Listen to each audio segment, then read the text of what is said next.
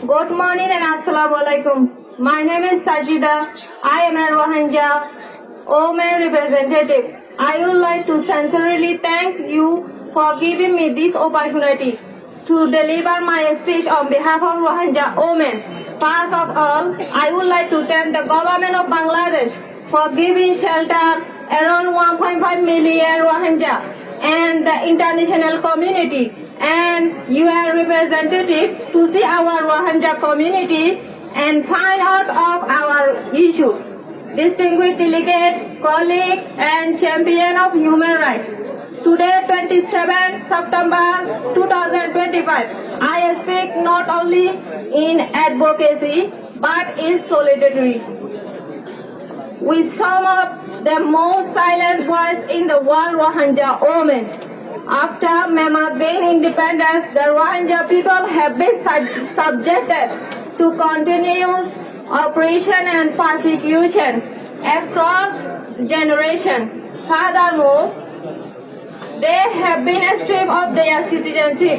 The Burma carried out various forms of repression against the Rohingya all without any sense of compassion or active solidarity. Moreover, many Rohingya women were subjected to widespread sexual violence. In 2017, the Myanmar military government committed what has been described as ethnic cleansing, forcing over 700,000 Rohingya people to flee to Bangladesh. These women are not only victims of war, they are survivors of rape, used as a weapon of complete of forced displacement and of generation of systemic erasure. Since the 2021 military coup and similar authorities were committed against the 2024 genocide, the suffering of Rohingya women has deepened under the brutal rule of the Myanmar junta and more recently under the expanding control of the Arakan army in Arakan state. Therefore, the future of Rohingya women, one of peace, dignity and a stable livelihood, now depend heavily on the support and cooperation of the Bangladeshi government and the international community. We believe that with such support, we too can live dignified lives just like women in other countries around the world.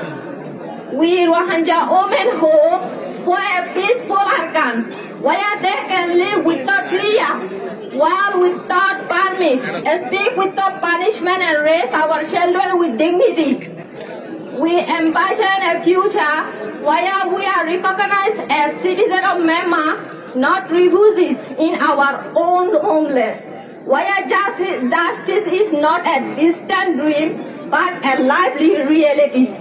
As members of the international community, we have a responsibility to demand an end to gender-based violence and impunity in both junta and army group control areas. Let us turn today's outreach into tomorrow's justice. Thank you. Assalamu alaikum.